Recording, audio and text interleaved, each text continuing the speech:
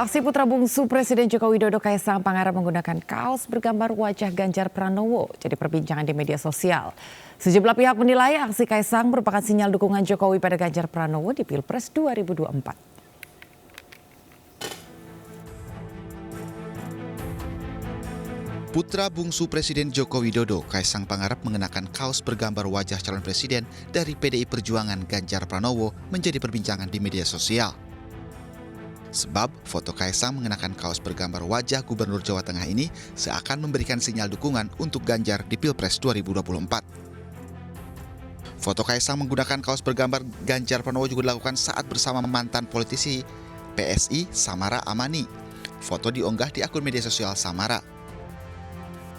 Pengamat politik Adi Prayitno berpandangan aksi yang dilakukan putra bungsu Presiden Jokowi itu merupakan sinyal dukungan untuk Pilpres 2024. Menurut Adi, sikap politik Kaisang sudah tidak bisa dilakukan lagi yang tentunya akan mendukung Ganjar Pranowo yang merupakan capres PDI Perjuangan. Bagi saya yang melihat ini dari jauh, Kaisang, kemudian Gibran dan Jokowi, ini adalah satu replika politik dari PDIP dan pastinya hanya mendukung Ganjar Pranowo sebagai kandidat presiden yang pastinya akan mereka menangkan di Pilpres nantinya.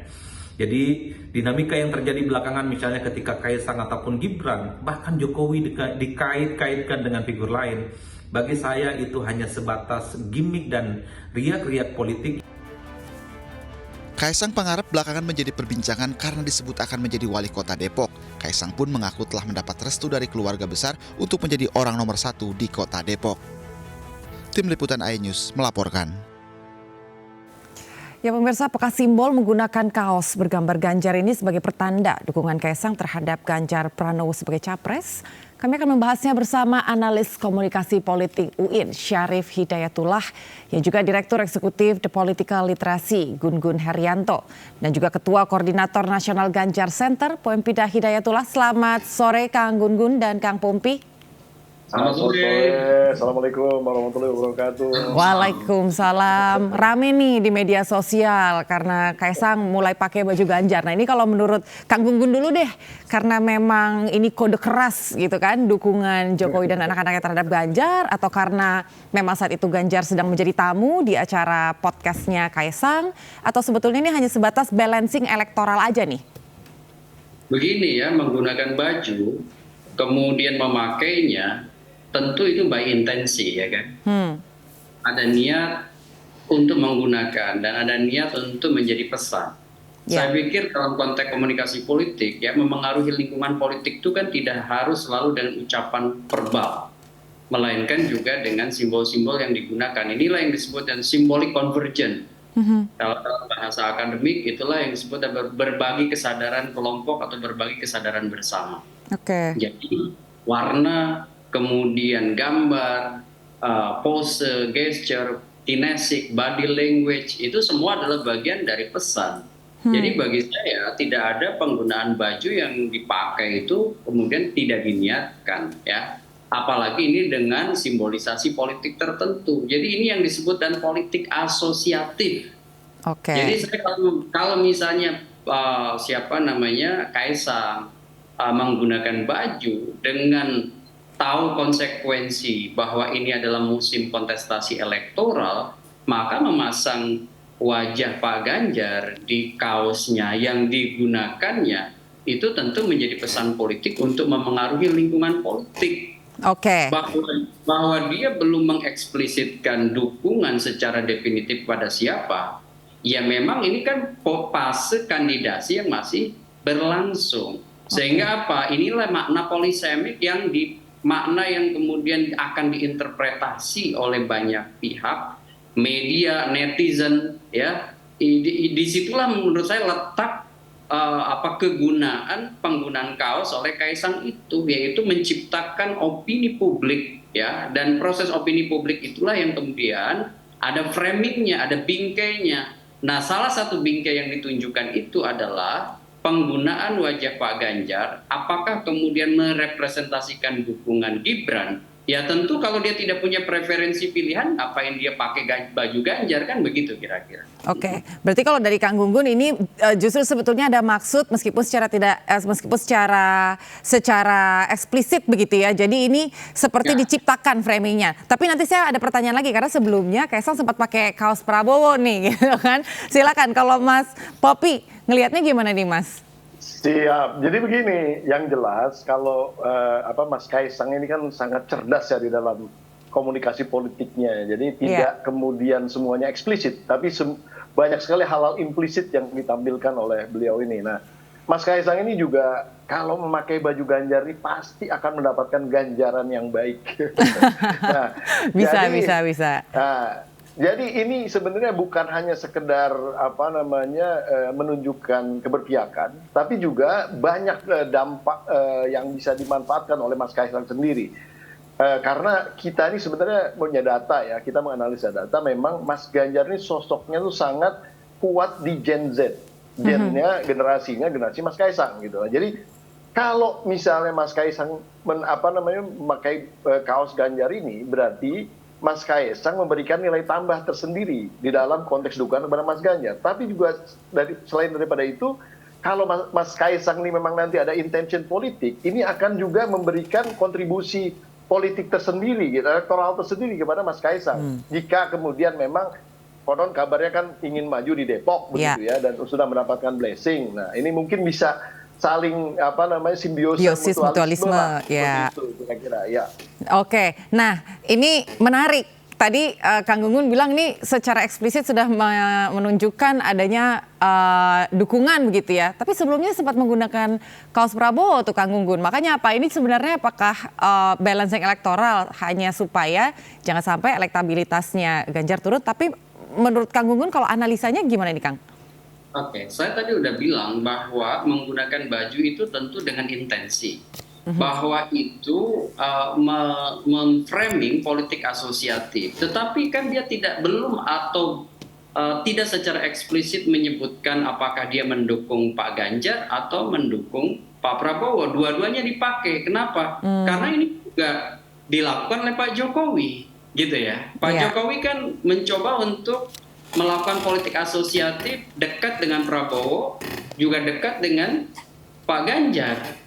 Sebut aja, maka muncul tafsir all president man di antara keduanya. Kira-kira begitu kan? Nah, makanya kemudian kalau kita lihat, politik keseimbangan memang dijaga oleh Pak Jokowi. Kenapa? Karena diksi keberlanjutan itu ada di dua sosok itu. Di sosok Prabowo iya, di sosok Pak Ganjar iya. Tinggal nanti momentum proses konsolidasi hingga jelang Oktober-November ini kan tentu sangat menentukan. Karena Pak Jokowi juga masih menggunakan politik dengan tendensi polisemi, ya. Itu juga dilakukan oleh dilakukan oleh Kaisang, itu juga dilakukan oleh Gibran, gitu. Kecuali kalau misalnya dari sejak hari ini ke depan, standpoint ya, posisi politik Pak Jokowi udah sangat jelas eksplisit ke salah satu. Dan itu kan belum dilakukan, ya, bahwa PDI Perjuangan sudah mendeklar Pak Ganjar, ya, tetapi kemudian belum resmi menjadi satu capres dengan paket pasangan yang didaftarkan ke KPU. Pak Prabowo juga demikian, gitu kira-kira. Sehingga kemudian saya melihat inilah ZOPA atau Zone of Possible Agreement. Jadi yang masih dibangun atau area yang memungkinkan banyak pihak untuk kemudian bernegosiasi hingga jelang Oktober November ini, begitu. Baik, kalau Mas Poppy gimana nih Mas tanggapannya Mas? Ya, dengan bahasa lainnya sebenarnya saya juga nggak jauh beda dengan Gun-Gun ya, karena memang di dalam konteks ini periode di mana orang masih bebas di dalam hal berekspresi, kemudian menyampaikan dukungan di dalam konteks bermain narasi-narasi politik itu masih bebas, karena ini belum menjadi satu kontestasi yang formal. Nah, ketika nanti formal ini cerita beda, ya. Dan saya melihat exercise politik yang dimainkan oleh Mas Kaisang ini juga sangat menarik ya. Saya sering nonton YouTube-nya segala gitu ya. Jadi banyak hal yang istilahnya seolah-olah kalau dari konteks ayahnya itu tidak bisa disampaikan, tapi melalui Mas Kaisang ini bisa disampaikan gitu. Jadi sangat menarik sekali dengan cara-cara cerdas dan lucu gitu. Dan ini baru saya melihat ya tingkah laku seperti ini dari seorang anak presiden yang kemudian mau masuk ke dalam ranah politik secara perlahan-lahan gitu ya.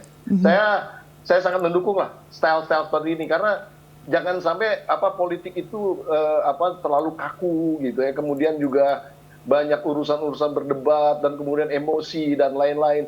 Kadang-kadang politik harus dibuat dengan cara-cara yang lebih fun, lebih santun, lebih enak, lebih ringan, begitulah kira-kira. Supaya nggak tegang gitu ya Mas Pompi ya? Betul. Kan identik, identik tegang gitu. Karena pada akhirnya kan ini hanya pilihan ya. Pada akhirnya hanya pilihan gitu ya. Jadi kalau hanya pilihan, kenapa sih kalau kita makan, kita suka makan nasi dengan ayam goreng dengan orang nggak suka makan ayam, kan cuma beda pilihan aja sebenarnya kan. Pada akhirnya kita juga makan nasi juga gitu. Iya, dan Kang Gunggun sebenarnya dengan Kaisang menggunakan kaos Ganjar gitu ya, ini akan mempengaruhi elektabilitas Ganjar ke depan atau mungkin akan mempengaruhi para pemilih yang melihat oh mungkin ini adalah dukungan nih gitu kan, atau ini sepertinya kode bahwa Presiden Jokowi beserta keluarganya sudah melipir nih gitu kan, kurang lebih seperti itu. Kalau Kang Gunggun menganalisanya seperti apa nih Kang? Ini kan konsep yang dipakai oleh Kaisang ini kan publisitas politik sebenarnya kan, bukan campaign ya, bukan kampanye. Jadi lebih mengedepankan 4 hal: goodwill, respect, understanding, popularity. Sebenarnya 4 komponen ini yang jadi mainan biasanya dalam narasi publisitas politik seperti pakai kaos ini. Karena belum menyebut mengendorse kuat pada suara salah satu di antara Prabowo atau Ganjar. Ya. Jadi kalau saya melihat bahwa apakah kemudian ini menjadi insentif elektoral atau tidak bagi Pak Ganjar. Kalau dikemas oleh tim Ganjar, diamplifikasi di netizen gitu ya, bahwa apa yang dilakukan oleh Kaisang ini ya merupakan bentuk endorsement atau mungkin juga narasi yang menguntungkan Ganjar. Tadi seperti Mas Pompi bilang ya, itu kan tentu akan menjadi sebuah hal yang sedikit besarnya. Memang karena ini tentu belum dalam sebuah tahapan yang intens ya, tentu juga signifikansinya belum terlalu. Tetapi bahwa ini menciptakan perbincangan, iya. Ya, bahwa ini menciptakan resonansi positif bagi Pak Ganjar, iya. Tetapi apakah kemudian nanti bisa melahirkan suara, belum tentu. Harus diamplifikasi lebih pada hal-hal yang sifatnya basis komunitas di kalangan milenial atau Gen Z. Ya, itu yang kemudian baru berpengaruh dan countable atau bisa dihitung seberapa kuat tuh pengaruh Kaisang, Gibran, dan sosok-sosok endorser lainnya pada kandidat yang bertarung begitu, Pak Anggun. Mas Pompi gimana nih Mas? Ada pengaruh yang cukup signifikan atau efek yang betul-betul drastis begitu terhadap elektabilitas Ganjar dengan Kaisang menggunakan kaos Ganjar atau mungkin nanti Gibran dan lain sebagainya? Mas Pompi melihat. Yang jelas saya punya bahan untuk dimainkan begitu kan, kira-kira seperti itu. Tadi Gun udah jelasin gitu bahwa yang namanya elektoral itu harus didorong, harus dikampanyekan gitu ya. Dan ini saya udah punya bahan yang menarik gitu ya. Nah, dengan bahan yang menarik ini asal micro targetingnya tepat, ini langsung bisa dibeli gitu. Tapi kalau kita kirim ke, mohon maaf nih ya, orang-orang senior ini mungkin nggak menarik juga gitu. Tapi kalau ke Gen Z, wah ini bisa jadi jualan yang menarik lah. Micro targeting juga bisa dipilah lagi di Gen Z juga, mungkin ada kelompok-kelompok yang emang nggak suka ke Mas Kaisang misalnya atau ke Pak Jokowi gitu ya. Kita juga harus bisa pilah. Nah, kalau kita jualannya kemudian ke kelompok itu juga percuma gitu. Tapi kalau kita micro target yang clear, wah ini memang basis yang bisa kita dorong. Nah, itu pasti langsung dibeli. Gitu. Jadi nanti kita lihat aja lah. Tapi kita punya senjata yang kita bisa mainkan untuk kemudian menyuarakan ini dengan katakanlah ya kita buatkan meme-memenya dalam bentuk Mas Kaisang memakai baju Mas Ganjar ini. Berarti sebetulnya kan memang segmentasinya ya, karena memang untuk anak-anak muda, untuk Gen Z gitu kan, makanya cocok nih Kaisang. Dan Mas Gun-Gun, selama ini kan kalau kita lihat Mas Kaisang sendiri belum pernah ya terjun ke politik, tapi sekarang ini memang cukup aktif nih topik-topik politik di podcastnya. Ini kalau Mas Gun-Gun, Kang Gun-Gun melihatnya gimana nih Kang? Ada tanggapan Kang? Ini kan bagian juga dari cara ya seorang Kaisang menyelami ya politik dalam konteks elektoral ya. Kalau kemarin-kemarin mungkin masih ada sebagai outsider meskipun menjadi bagian dari circle-nya Pak Jokowi, sekarang benar-benar menjadi insider. Kenapa? Karena kan dia udah declare nih ya mau menjadi petarung, dan petarung itu butuh jaringan, dan jaringan itu adanya di parpol yang tentu punya kursi untuk melampaui yang disebut dengan syarat pencalonan. Kalau misalnya Kaisang mau nyalon di Depok, dia tentu harus melampaui syarat 20% kan begitu. Nah, 20% kursi DPRD tentu. Nah, ini kan tentu dukungannya dari kekuatan real politik yang punya kursi, dan dalam konteks itulah dia membuka area tuh ke Gerindra dia buka, ke PDIP dia buka, sehingga kemudian bukan hanya endorsement dia dipakai oleh capres, tapi juga ada tadi seperti Mas Umid dia bilang, ini bisa mutually simbiosis ya dari apa yang dilakukan oleh Kaisang itu bagi dirinya gitu. Berarti kalau Mas Pompi nih melihatnya nih Mas bisa mendorong elektabilitas atau mendapatkan dukungan dari Partai PDI Perjuangan ketika Kaisang yang sudah menyatakan akan maju untuk wali kota Depok, Mas? Ya, kalau apapun ya, saya nggak bekerja untuk Mas Kaisang sebenarnya, tapi saya bekerja untuk Mas Ganjar gitu, yang clear seperti itu ya. Jadi kita yang jelas punya bahan, yang nanti mungkin saya juga akan minta izin Mas Kaisang untuk boleh nggak dimainkan ini. Kalau misalnya yang diizinkan, kita akan mainkan. Tapi kalau di dalam konteks Depok, saya nggak terlalu bisa banyak komen, karena saya juga belum melihat pemetaan secara real seperti apa peluang dan kemudian rencana Mas Kaisang ke depan. Tapi kalau Mas Kaisang telepon-telepon saya minta nasihat, pasti saya akan berikan nasihat yang baik.